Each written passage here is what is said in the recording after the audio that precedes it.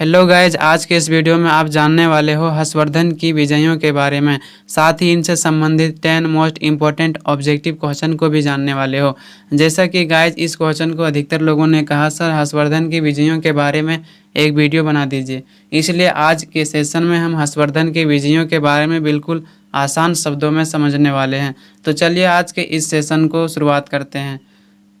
इसका आंसर में सबसे पहले गाइज आपको हर्षवर्धन के परिचय लिखने हैं। उसके बाद गुप्त वंश के पतन के दौरान 6ठी शताब्दी ईसा में उत्तर भारत में एक नए वंश का उदय हुआ जिसे वर्धन वंश के नाम से जाना जाता था। इस वंश के संस्थापक पुष्यभूति था जिसकी राजधानी थानेश्वर थी। वर्धन वंश के प्रसिद्ध शासक प्रभाकर वर्धन को माना जाता है। इनके दो पुत्र राज्यवर्धन तथा हर्षवर्धन थे। एक पुत्री राज्यश्री थी। हर्षवर्धन के पिता की मृत्यु होने के बाद राज्यवर्धन थानेश्वर का शासक बना, परंतु राज्यवर्धन का हत्या गोंड शासक शशांक ने कर दिया। इसके बाद हर्षवर्धन इस वंश में एकमात्र व्यक्ति बचा जिन्होंने मात्र 16 वर्ष की आयु में थानेश्वर राज्य की जिम्मेदारी को संभाला। यानी कि गाय जो थानेश्वर राज्य है इसके संस्थापक पुष्यभूति था। उनके जो थे एक पुत्र प्रभाकर वर्धन था। प्रभाकर वर्धन के दो पुत्र और एक पुत्री थी। हर्षवर्धन के पिता की मृत्यु हो जाती है। उसके बाद राज्यवर्धन थानेश्वर का शासक बनता है, परंतु राज्यवर्धन का जो है शशांक हत्या कर देता है धोखे से। जिसके बाद हर्षवर्धन ही इस साम्राज्य का यानी इस वंश का एकमात्र व्यक्ति बचता है और इन्होंने मात्र 16 वर्ष की आयु में थानेश्वर राज्य की जिम्मेदारी को संभाला, यानी थानेश्वर राज्य का शासक बना। उसके बाद है गाइज हर्षवर्धन के विजय अभियान। हर्षवर्धन का शासनकाल 606 से 647 ईसा तक मानी जाती है। इनके शासक बनने के बाद सबसे पहले बड़े भाई राज्यवर्धन की हत्या का बदला शशांक से लेना चाहता था तथा अपनी बहन राज्यश्री को मालवा के राजा देवगुप्त के बंदी से छुटकारा दिलाना चाहता था। इन दोनों क्षेत्रों में सफलता मिली। आने की हर्षवर्धन जो था गाइज वह जब शासक बना उस समय इनके जो बड़े भाई थे राज्यवर्धन उनकी हत्या शशांक ने कर दिया था और उनके जो बहन थी राज्यश्री उनको मालवा के राजा देवगुप्त ने बंदी बना लिया था।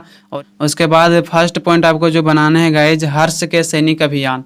हर्ष ने अपना प्रथम सैनिक अभियान शशांक के विरुद्ध किया था क्योंकि मालवा के राजा देवगुप्त और कन्नौज के राजा ग्रहवर्मन के बीच के युद्ध हुआ जिसमें ग्रहवर्मा की हत्या कर कन्नौज पर अधिकार कर लेता है। ग्रहवर्मा हर्षवर्धन के बहन राजश्री के पति थे जिसके कारण राजश्री को भी बंदी बना लिया था।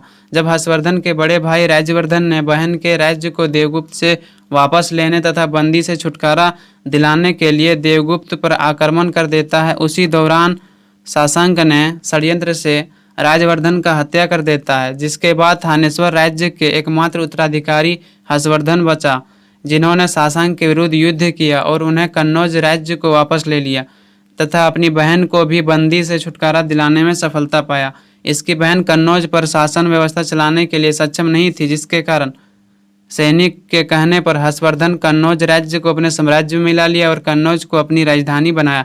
आने की गाय जो हर्षवर्धन था वह मात्र 16 वर्ष की आयु में थानेश्वर राज्य का शासक बना क्योंकि इनके जो बड़े भाई थे उनका हत्या कर दिया था, किसने, शशांक ने कर दिया था। और जो इनकी बहन थी राज्यश्री उनको बंदी बना लिया था देवगुप्त में, मालवा के जो शासक थे। सेकेंड पॉइंट है गाइज वल्लभी राज्य के विजय। वल्लभी राज्य वर्तमान के गुजरात में स्थित था। वहाँ का शासक धुरुसेन द्वितीय था। यह राज्य सैन्य दृष्टि से बहुत महत्व था। हर्ष मालवा को पार करते हुए वल्लभी तक पहुंचा जिसके बाद इन्होंने वल्लभी राज्य पर आक्रमण कर धुरुसेन को पराजित कर दिया, परंतु यह माना जाता है कि हर्षवर्धन धुरुसेन से काफ़ी प्रभावित हुआ और बाद में हर्ष ने अपनी पुत्री का विवाह उनके साथ करा दिया। साथ ही हर्ष ने इसे अपना सहायक मित्र बना लिया जिससे हर्ष को काफ़ी लाभ हुआ। हर्ष ने इनकी सहायता से उत्तरी भाग में अपना साम्राज्य की सीमा को विस्तृत कर पाया। तीसरा जो पॉइंट बनाने हैं गाइज वो है चालुक्य साम्राज्य पर आक्रमण। हर्षवर्धन उत्तरी भारत का एक बड़े भाग पर अपनी सत्ता स्थापित कर लिया था जिसके बाद दक्षिण पथ की तरफ बढ़ने का निश्चय किया। उस समय चालुक्य वंश महाराष्ट्र में शासन कर रहा था। पुलकेशिन द्वितीय इस राज्य का शक्तिशाली शासक था। चीनी यात्री हुएनसांग के अनुसार हर्षवर्धन ने दक्षिण पथ पर अनेक बार आक्रमण किया परंतु वह सफल न हो सका। जिसके बाद हर्षवर्धन ने पुलकेशिन द्वितीय पर आक्रमण करने के लिए 5 राज्यों के सेनाओं को अपने साथ मिलाकर दक्षिण पथ पर आक्रमण कर दिया परंतु वह असफल रहा। यह युद्ध 618 ईस्वी के आसपास हुआ था। आने की गाय चालुक्य साम्राज्य पर इन्होंने आक्रमण किया। हर्षवर्धन ने क्योंकि उत्तरी भारत में इन्होंने एक बड़े भूभाग पर अपनी सत्ता स्थापित कर लिया था। अब चाहता था कि दक्षिण भारत पर भी इनका शासन हो, इनका साम्राज्य स्थापित हो, इसलिए इन्होंने दक्षिण भारत पर आक्रमण कर दिया। उस समय जो है महाराष्ट्र के जो शासक थे वो पुलकेशिन द्वितीय था, बहुत शक्तिशाली शासक था, है ना, चालुक्यों की। पुलकेशिन इस युद्ध में विजय हुआ। इस तरह हर्षवर्धन को निराश होकर वापस लौटना पड़ा।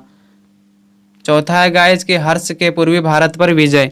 हर्ष अपने पूर्वी भारत के आक्रमणों में असफल रहा तो उसने कामरूप के शासक भास्कर वर्मा के साथ मिलकर पूर्वी भारत पर आक्रमण की, जिसके बाद उसने 640 ईस्वी के आसपास ओडु, कांगोद तथा कलिंग पर विजय प्राप्त कर लिया। इसके बाद उसने वर्तमान उड़ीसा क्षेत्र को भी जीतकर एक बौद्ध सभा बुलाई, जो कन्नौज सभा के नाम से भी जाना जाता है।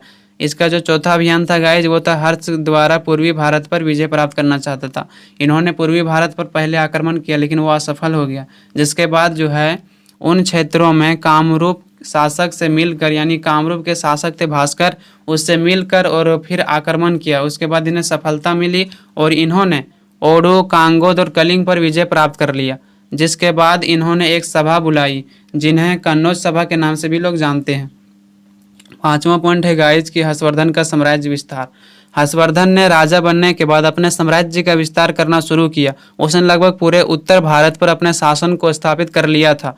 गुप्त साम्राज्य का कई दशक पहले विनाश हो चुका था तथा उसके सभी अंग छोटे छोटे हिस्सों में बंट चुके थे, जिसकी वजह से हर्ष को उन राज्यों को अपने साम्राज्य में मिलाने में ज़्यादा संघर्ष नहीं करना पड़ा। उसने पूरे उत्तर भारत पर अपना सत्ता स्थापित कर लिया। यानी कि हर्षवर्धन जो था गाइज, उन्होंने अपने साम्राज्य विस्तार करना शुरू कर दिया जब शासक बना, और लगभग उत्तर भारत के अधिकतर भागों पर अपना सत्ता स्थापित कर लिया। उसके बाद गए 606 ईस्वी में जब हर्षवर्धन सम्राट बना तो उनके मंत्रियों के सहयोगियों ने उन्हें महाराज की उपाधि दी। राज्य की शांति व न्याय व्यवस्था बहुत ही बेहतर थी, जिससे बाहरी दार्शनिकों व विद्वानों को राज्य विचरण के लिए प्रभावित किया। चीनी यात्री हैंसांग हर्षवर्धन के समय में ही भारत आया था। उसने हर्षवर्धन के न्याय व उदारता की बहुत प्रशंसा की है तथा उसके द्वारा किए गए दान को भी उनसे पूरी दुनिया में फैलाया है। ऑब्जेक्टिव क्वेश्चन जानने से पहले गाइज, जिन लोगों ने इस चैनल को सब्सक्राइब नहीं किया है प्लीज़ ज़रूर कर लें, क्योंकि गाइज आपको पता है इस तरह से आसान शब्दों में लिखने के लिए काफ़ी मेहनत की आवश्यकता पड़ती है। आपके एक लाइक सब्सक्राइब हमें अंदर से मोटिवेट करता है और मैं आप लोगों के लिए बेहतर से बेहतर क्वेश्चन लिख पाता हूँ। सबसे बड़ी दुख की बात यह है गाइज कि लगभग 12 से 15 दिनों में 4500 लोगों ने देखा, लेकिन उनमें से 400 लोगों ने भी सब्सक्राइब नहीं किया। गाइज आपके एक लाइक सब्सक्राइब ही हमें अंदर से मोटिवेट करता है, इसलिए जितने भी लोग आते हैं सभी से विनम्र निवेदन है कि ज़रूर सब्सक्राइब करके जाएं। तो चलिए आज के सेशन को शुरुआत करते हैं। साथ ही वीडियो के अंत में इम्पोर्टेंट बात बताने वाले हैं, तो आप इस वीडियो के साथ बने रहें।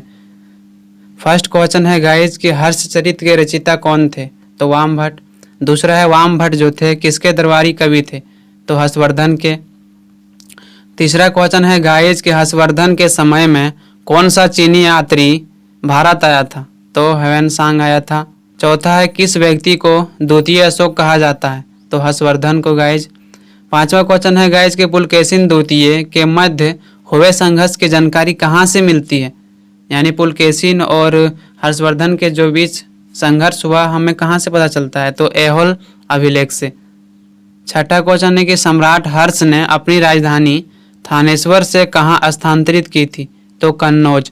सातवां क्वेश्चन है कुंभ मेला को प्रारंभ करने का श्रेय किसे दिया जाता है? तो हर्षवर्धन। आठवां क्वेश्चन है गाइज कि हैंसांग ने किसे शिलादित्य कहा है? तो राइट आंसर है हर्षवर्धन को। नवां क्वेश्चन है कि चालुक्य शासक पुलकेशिन द्वितीय ने किस नदी के किनारे हर्षवर्धन को परास्त किया था?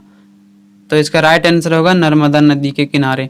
10वां क्वेश्चन है गाइज कि हर्षवर्धन अपनी धार्मिक सभा कहाँ किया करता था?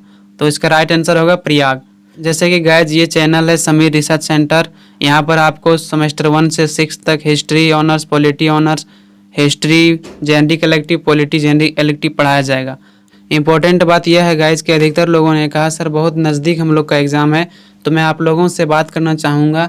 जैसे कि अधिकतर लोगों का कहना है गाइज कि हिस्ट्री को और थर्ड का पहले सर कंप्लीट करवा दीजिए, तो मैंने अधिकतर क्वेश्चन तो कवर करवा ही दिए हैं। इसमें 2 और इम्पोर्टेंट क्वेश्चन है, उसको भी 4 सितंबर तक कंप्लीट करवा दिए जाएंगे। साथ ही 4 सितंबर को हिस्ट्री कोर थर्ड का पिछले 5 सालों के जितने भी ऑब्जेक्टिव प्रश्न पूछे गए हैं उसको भी कवर करवा दिया जाएगा। ठीक गाइज, आप लोग कमेंट करके बताना कि जो हिस्ट्री कोर का 2 क्वेश्चंस और इम्पोर्टेंट है उसको करवा दिया जाए या हिस्ट्री कोर 4 को करवा दिया जाए। मेरा पूरा प्रयास रहेगा गाइज कि जहां तक हो सके हिस्ट्री कोर 4 का भी क्वेश्चन करवा दूंगा। साथ ही गाइज इस सेमेस्टर के बाद नेक्स्ट सेमेस्टर में आपको एग्ज़ाम से पहले सारे क्वेश्चंस कवर करवा दिए जाएंगे। तो चलिए आज के लिए इतना ही, मिलते हैं नेक्स्ट वीडियो में। जय हिंद।